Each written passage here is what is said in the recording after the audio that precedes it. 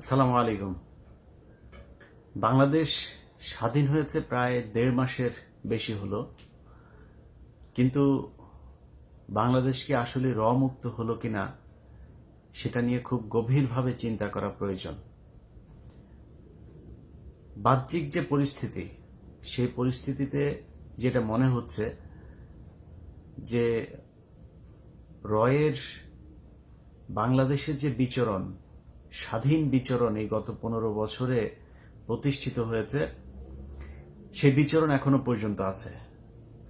ধরেন পাকিস্তানের মতো দেশ চিরপ্রতিদ্বন্দ্বী, সেখানেও কিন্তু তাদের অনেক কার্যক্রম পরিচালনা করে, মাঝে মাঝে মধ্যেই কিন্তু তারা সেখানে অপারেশন করেন। আর বাংলাদেশে তো ধরেন প্রতিটা, বলা যায় প্রায় সবগুলো যেসব হিন্দুরা আছে এখানে, তারা সবাই রয়ের এজেন্ট।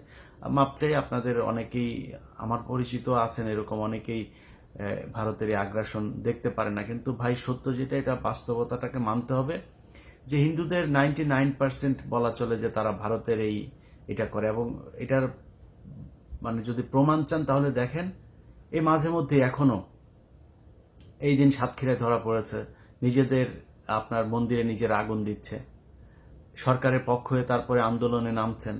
এ ধরনের অনেকগুলো ঘটনা আমাদের চোখের সামনে ঘটছে, যে কারণে আপনাদেরকে মানে কষ্ট দিয়ে কথা বলতে না চাইলেও সত্যটা বলতে হলো।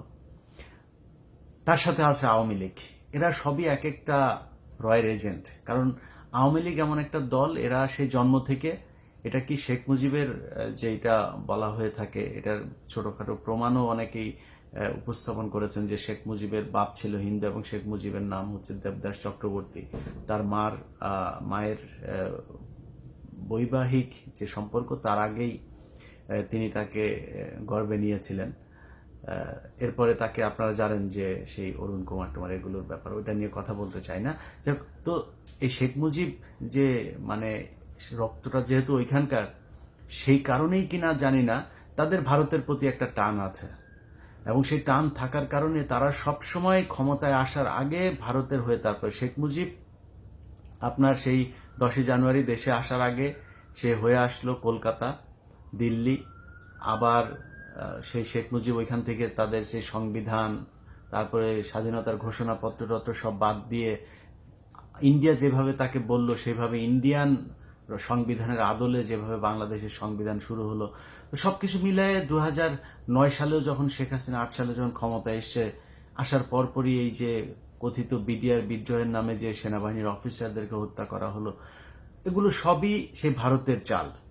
সো এরা জন্মগতভাবে, এই দলটা হচ্ছে এই ভারতের পয়দা, এবং তারা সবসময় ভারতের হয়েই বাংলাদেশের মানুষের বিরুদ্ধে কাজ করে, যেটা এই গত 15 বছরের সবচাইতে বেশি ঘটেছে। এখন সেই ঘটনার পরে কি হলো, এখন দেখেন প্রতিটা জায়গায়, একদম গ্রাম থেকে শুরু করে গণভবন, বঙ্গভবন পর্যন্ত সব জায়গায় রয়ের বিস্তৃতি লাভ করেছে। আপনি যদি এই গেল কয়েকদিন ধরে ধরেন ডক্টর কনক সারোয়ারের সহ আরো অন্যান্য যেসব বিভিন্ন জায়গায় ইউটিউব, ফেসবুকে আপনারা যদি কিছু ঘটনা দেখেন, এবং ইদানিং তৃতীয় মাত্রাতেও আপনারা বেশ কয়েকটা প্রোগ্রাম দেখেছেন জিল্লুর ভাইয়ের এখানে, সেখানে একদম স্পষ্ট, যদি এই সেনাবাহিনীর কথাগুলো আপনারা যদি শুনে থাকেন, এই ব্যাপারে কারো একটা শিশুরও কোনো সন্দেহ থাকার কোনো কারণ নাই যে বাংলাদেশটা গেল 15 বছর ধরে ভারত চালিয়েছে।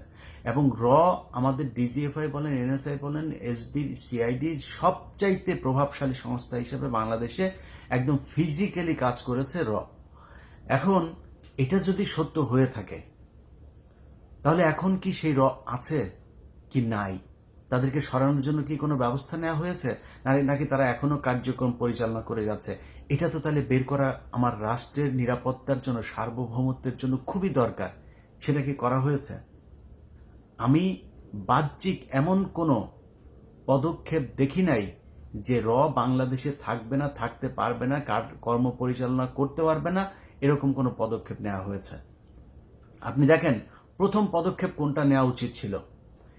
এই দেশে সেনাবাহিনী আপনার এই গেল 15 বছরে যতজন অফিসারকে চাকরিচ্যুত করেছে, তাদের ব্যাপারে দেশপ্রেমের কোনো পরীক্ষা নেওয়ার দরকার নেই। তারা সোজা বয়স বেড়ে গেল, প্রয়োজনে এই আপনার বয়সের সময়সীমা বাড়িয়ে হলেও তাদেরকে এনে আবার চাকরিতে আনতে হবে, কারণ তারা জানেন যে রয়ের কারা কারা এই দেশে কাজ করেছে। 25শে ফেব্রুয়ারি যে 2009 সালে যে বিডিআর অফিসারদেরকে হত্যাকাণ্ড করা হয়েছে, সেটার সাথে কারা জড়িত হয়েছিল এই ঘটনাগুলো তারা জানেন। এটা করা হয়েছে? করা হয় নাই। বিডিআর এর যে সৈনিকরা এখন পর্যন্ত জেলখানায় আছেন, তাদেরকে সারানোর জন্য কোনো ব্যবস্থা নেওয়া হয়েছে? কতদিন লাগে? আপনারা এখানে এসে তারপরে বসে জনগণের টাকায় অলরেডি 1 মাসের বেতন তো নিয়ে নিয়েছেন, আরো কতদিন লাগবে? তারা জেলখানায় এখনো জেল খাটছে। এগুলোর ব্যাপারে খুব তড়িৎ পদক্ষেপ নিতে হবে। আপনি যদি দেখেন যে সেনাবাহিনীতে এই যে যারা গুম হয়েছিল, তাদের মধ্যে অনেকেই এখনো পর্যন্ত তাদের খোঁজ নেই, তারা বেঁচে আছেন। সেই মেজর জিয়া থেকে শুরু করে অনেকেই বেঁচে আছেন না মারা গেছেন, কি হয়েছেন, কোথায় আছেন কেউ জানে না। তাদের ব্যাপারে তো পদক্ষেপ নিতে হবে। যাদের এখনো বয়স আছে, সেই অফিসারদেরকে এখনো চাকরিতে আনার জন্য কি ব্যবস্থা নেওয়া হচ্ছে কোনো খবর নাই। কিছু হইলেই তাদের ব্যাপার আপনারা জানেন যে মেজর জিয়াকে বলা হয়েছে সে নাকি কি বলে জঙ্গি।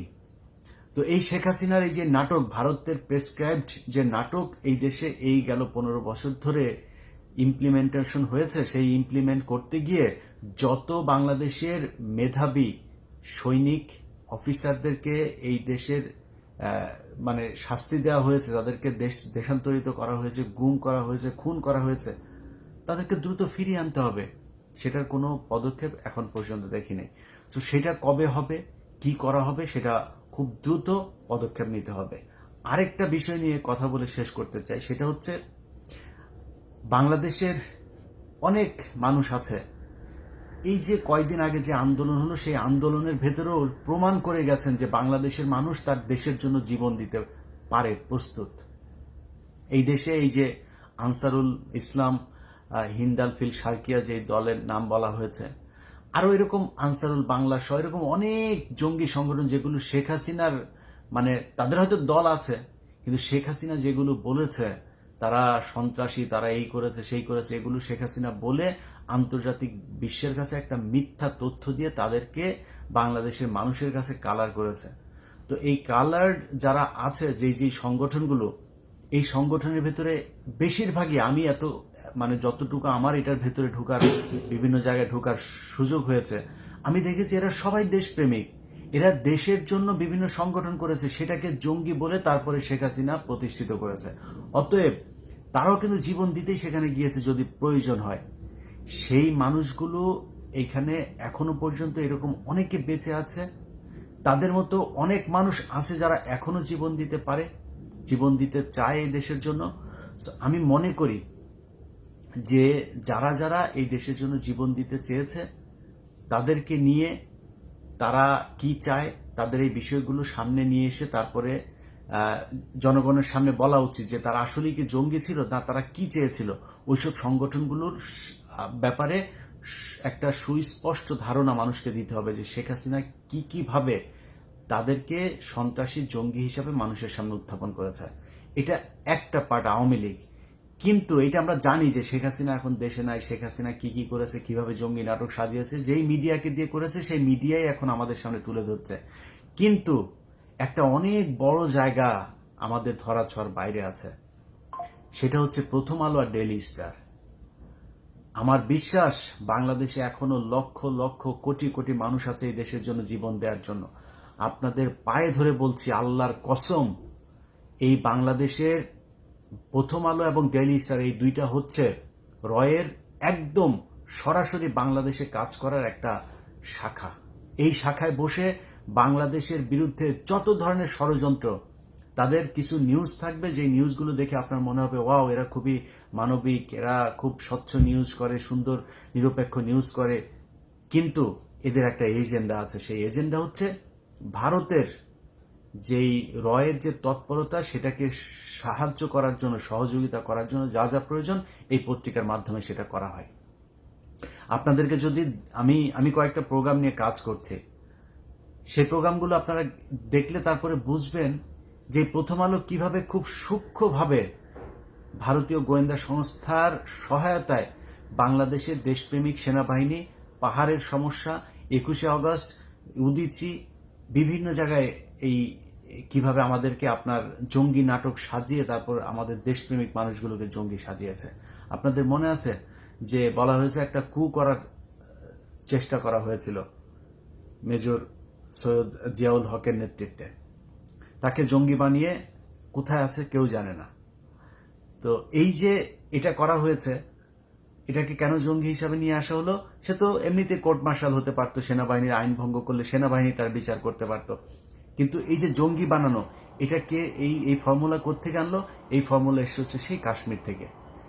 সেটাকে এখানে নিয়ে এসেছে, এখানে এনে সেইটা দিয়েই এই 15 বছর শেখ হাসিনাকে আন্তর্জাতিক বিশ্বের কাছে সন্ত্রাস দমনে বিশাল এক শক্তিশালী সরকার হিসেবে দেখানোর চেষ্টা করেছে, এবং সেটাতে তারা কিছু কিছু ক্ষেত্রে সফল হয়েছে। অতএব আপনাদের কাছে যারা বাংলাদেশের জন্য, বাংলাদেশের স্বাধীনতার জন্য পাহাড়ে জীবন দিতে চান, বর্ডারে জীবন দিতে চান, আপনাদের কাছে অনুরোধ, আমি প্রকাশ্যে আমার ইউটিউব চ্যানেলে এসে বলে গেলাম, মতিউর রহমান এবং মাহফুজ আনাম এদের নেতৃত্বে যে এই প্রথম আলো, সেটার দখল খুব দ্রুত নিতে হবে। তাদেরকে তাদের জীবন নিরাপত্তাহীন করে তুলতে হবে। এরা বাংলাদেশে বসে এই রয়ের কার্যক্রম এত সুন্দরভাবে পরিচালনা করতে পারে না। এদের ব্যাপারে খুব দ্রুত অ্যাকশনে যেতে হবে, এবং আমার বিশ্বাস যে সেনাবাহিনীর যে অফিসাররা এতদিন ধরে এইখানে বসে ভারতের রয়ের কাজ করেছে, সেই অফিসারদের নিশ্চয়ই রিপ্লেসমেন্ট হয়েছে কিছু কিছু জায়গায়, বিশেষ করে ডিজিএফআই সহ বিভিন্ন জায়গায়। আপনাদের কাছে অনুরোধ, আপনারা, আমি যে কথাগুলো বলছি, সেই কথাগুলো কেন বলছি, কি বোঝাতে চাচ্ছি, একজন সাধারণ মানুষের চাইতে আপনি খুব ভালো জানেন কেন বলছি এই কথাগুলো। অতএব আপনারা খুব দ্রুত এদের ব্যাপারে পদক্ষেপ নেন।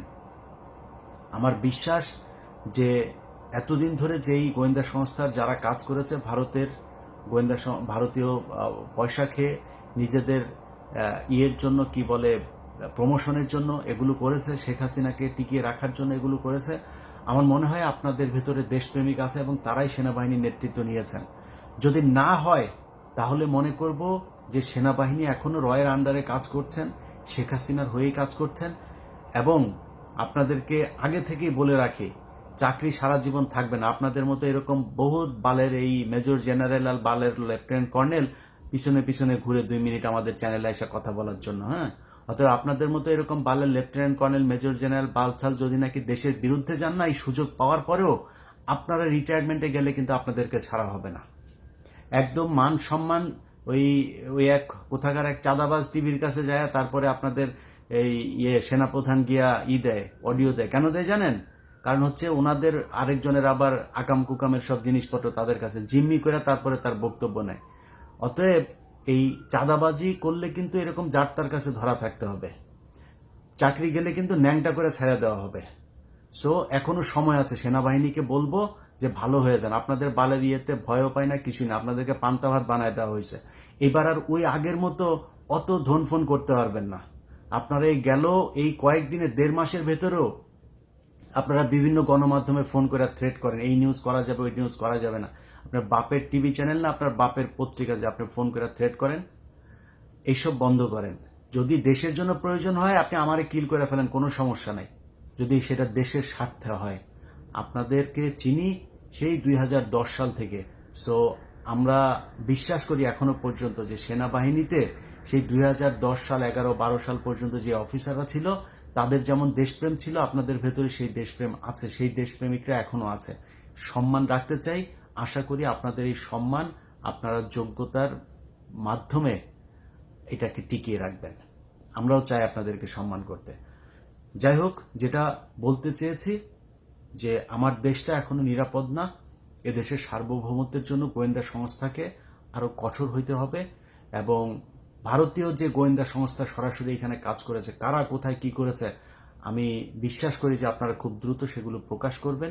যাদেরকে মিথ্যাভাবে জঙ্গি বানানো হয়েছে তাদের ব্যাপারে ব্যবস্থা নেবেন। জঙ্গি বানানোর জন্য এই যে ডেইলি স্টার এবং প্রথম আলো কিভাবে কাজ করেছে সেটা আপনারা জানেন, সেই ব্যাপারে পদক্ষেপ নেবেন। পাহাড়ে এখন যা হচ্ছে সেখানে কাদেরকে আপনাদের প্যাট্রোনাইজ করা উচিত আর কাদেরকে দমন করা উচিত সেটাও আপনারা জানেন। সো এই কাজগুলো করবেন। সবাই ভালো থাকবেন। আল্লাহ হাফেজ।